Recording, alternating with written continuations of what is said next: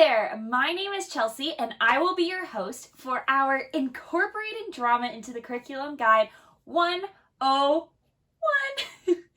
I am here to talk to you about why drama is so necessary and so important to incorporate in our curriculum-based subjects in our classroom as teachers and as future teachers, as I am a future teacher myself. Drama is a very important part of my life, so I hope to share with you some of the things that I've learned throughout my journey with this project that I've been doing.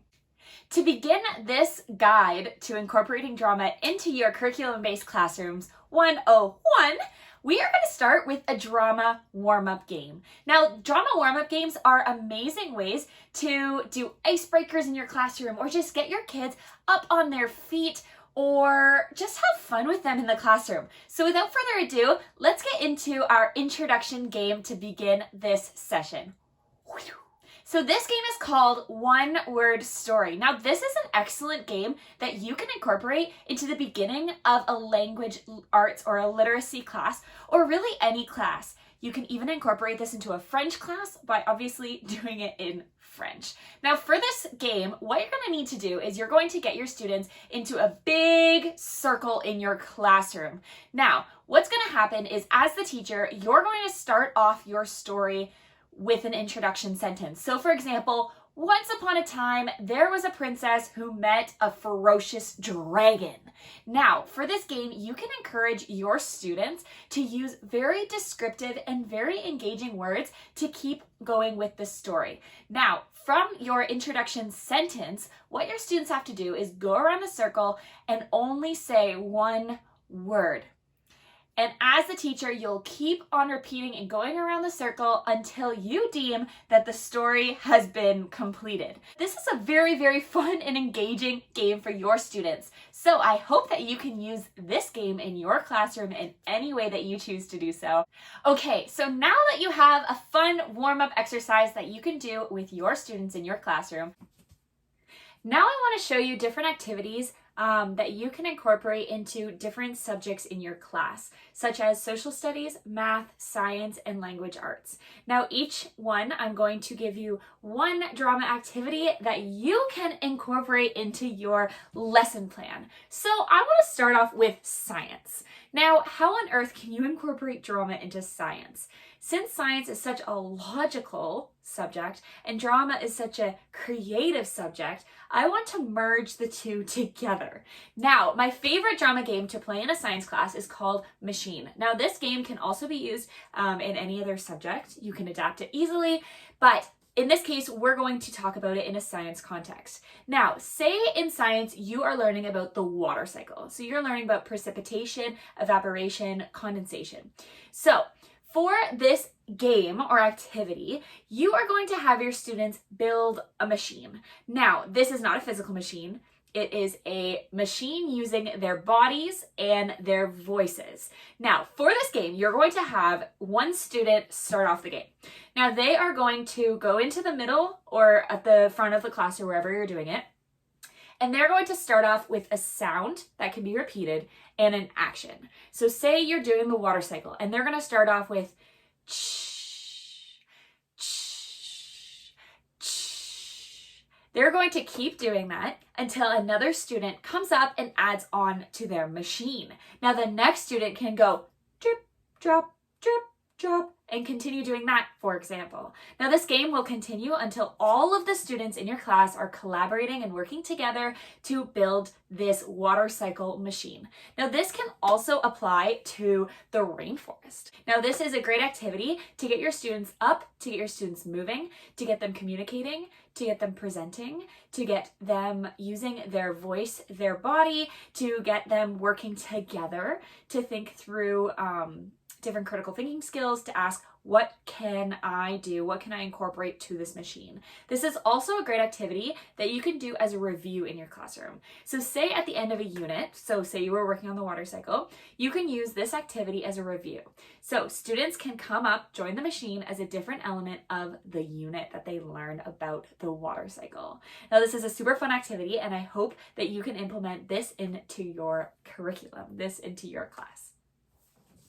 Next, I want to talk about an activity that you can incorporate into your math class that involves drama. So this game is very fun and it can be a lesson for geometry.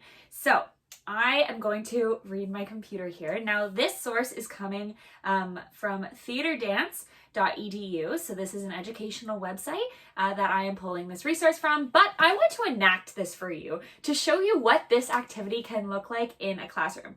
So this activity works really well when you're talking about perimeter and polygons. So you can ask your class, what are the different attributes of polygons? How can we solve for the perimeter of different polygons? And why is perimeter important in work settings? Now, what you're going to do to start off your lesson is you are going to group the students into different groups of 3 or 4. Now, you're going to give them a long piece of string. Each student has to create a different shape that you say, so say, for instance, a triangle. Each student has to hold an edge of the string to create the triangle. So you can continue doing this for different shapes. After that, we're going to do a role play activity to incorporate drama into this lesson. Okay, so as the teacher, what you're going to do is you are going to become a different character. So you're going to become a fictional character. For instance, maybe my name is Miss Chelsea. But okay, so how this game works is we are going to have the students learn the different skills that they've been practicing. So to do that, we're going to do some imagining and use our theater skills. So when I put on this, say I have an imaginary hat here, you can imagine that, I become Miss Chelsea, and I am going to step into the role of someone who needs help finding the perimeter of shapes to do a project for her job. Now, you know I've stepped into this role when I'm wearing this hat. So you're going to ask your class if they have any questions. If not, we're going to go 3, 2, 1, begin. Hi, class. I'm Miss Chelsea, but you can call me Chelsea for short.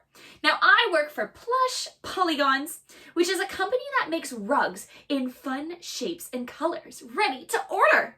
Now, I love my job because I love making big, comfy rugs that people can put in their homes to customize their homes.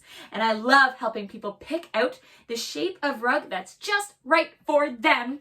Now, I'm afraid I'm in pretty big trouble. You see, the most important feature of our rugs is that they're 100% guaranteed to last for life. And they last because they have this super strong trim around the outside that makes them both pleasing to look at and really strong. But our distributor went out of business. So I had to find a new distributor to sell us the trim. And I found one and everything was going fine. But then I realized that the old distributor had all the records of how much trim we needed for each shape and of rug that's stored in our system. And I can't find any of my old notes about how much we ordered. We also just had an enormous order of rugs of all different shapes that came in. So I have to figure this one out really fast. Now, while I was tearing my office apart looking for the order information, I did find these old drawings of our rugs.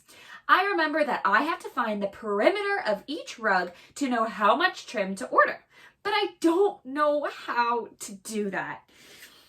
I heard from Mr. Ward that all you students here were experts at solving for perimeter of polygons, so I thought I would come to ask you.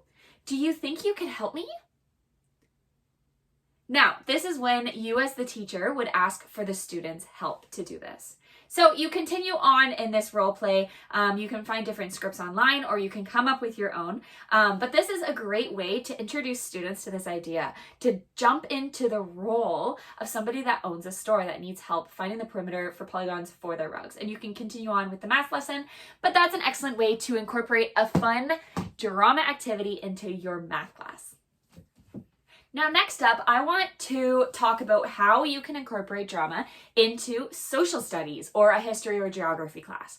Now, this one is based off of a dramatic activity or element called tableau. Now, tableau is the act of creating a frozen image that tells a story.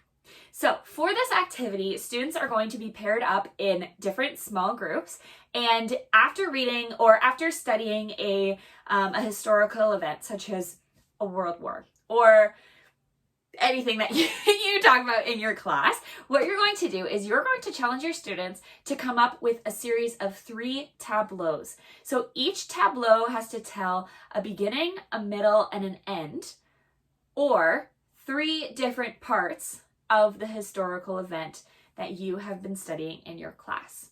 Now, students have to use different dramatic elements such as levels, so they have to be at all different levels. They have to use the space accordingly. They have to use their body accordingly and their facial expression accordingly in order to tell this story, so that the rest of the class, once they view these tableaus, that they understand what's going on in this story. They also have to assume roles in their tableau as well. So what your students are going to do once they have come up with an idea for a series of their tableaus, they are going to then perform these tableaus to the class. Now, there is a twist to this activity. Instead of just doing the 3 frozen images, as the teacher, you're going to walk up to the group that's presenting their tableau, and you're going to tap somebody on the shoulder. Now, students will know that once they get tapped on the shoulder, whatever character that they are assuming in their tableau, they have to say 1 line of dialogue to give the audience or the rest of the class insight as to a deeper element or maybe an inner thought or an inner emotion of the character that they are assuming. So this is a wonderful activity to get your students thinking of the different characters in that historical event, as well as, again, working together as a group, learning those critical thinking strategies, using creativity, and communicating to the class non-verbally as well as verbally when they say their 1 line of dialogue. So that is an easy activity that you can implement into your class, into your social studies or history class. Next up, I want to talk geography. Now, how can you incorporate drama into your geography class? Great question. I'm going to answer that again. So geography is a super visual subject, in my opinion. We talk about landscapes, soundscapes, ecosystems, all of these things that we talk about that might be science. Besides the point, there's so many different things in geography that you teach your students that are visual. Now, drama is visual, right? So for this activity, this is called soundscapes. So what's going to happen is you are going to, again, pair your students up, or not pair them, but group your students into small groups of maybe 3 to 4 students in each group. Now, what they're going to do is they are going to pick a landscape that you talk about in your class, and they are going to pick a soundscape. This can also work as you're talking about different natural disasters, for instance. They can pick a tornado or a volcano eruption or a hurricane or a tsunami. There's so many endless possibilities that they can choose for this activity. Now, what you're going to do, or what the students are going to do in their groups, is once they come up with their landscape, they're going to create a soundscape. So a soundscape is when each person in the group does a series of sound. So say you were doing tornado. What is a sound that a student can do? That's right, they can do wind, right? They can depict wind with their voice. They could go whoosh, whoosh. Now, this, for their soundscape, they also have to do an action with that. It's kind of creating a mini scene, but just with sounds and just with movement. So this is a big movement piece to incorporate into your classroom. So students will create a scene of their natural disaster or their soundscape. And this is a great way. You can also play this as a game to help the rest of the class try and figure out what landscape or what natural disaster that group is trying to portray. You can also get the students thinking creatively and outside the box to incorporate props. So maybe this means that you have different pieces of fabric of all different colors that the students could use. This is a fun way that they can incorporate those. So if they're doing a volcano, maybe they pick red, orange, and yellow fabric, and maybe they're going to swish it around, or maybe they're going to put it on the ground and bring that fabric in to depict that that volcano or the thunderstorm or anything that you're doing. So this is a fun way, again, collaboration, creativity, critical thinking, and communication, all the 4 C's of the 21st century learning skills that the students are acquiring through participating in drama-based activities. So I hope that you can implement this one into your classroom as well. So that is the end of this guide to incorporating drama into your curriculum 101. I hope you enjoyed, and I hope that you can take some of these activities that I explained today into your classroom. I hope that you can adapt them and implement them into your lessons just as a way of engaging your students in their learning journey. Like I said, drama is so important. It's so much fun. And I really challenge you as educators to go out, to research, and to look up different activities that you can do in your classroom, because there are so many resources out there and such a wide variety of easy to complex activities that you can do with your students. So I hope you enjoyed this video, and yeah, have a wonderful rest of your day. I'm Chelsea. I was your host, and we'll see you next time. Bye.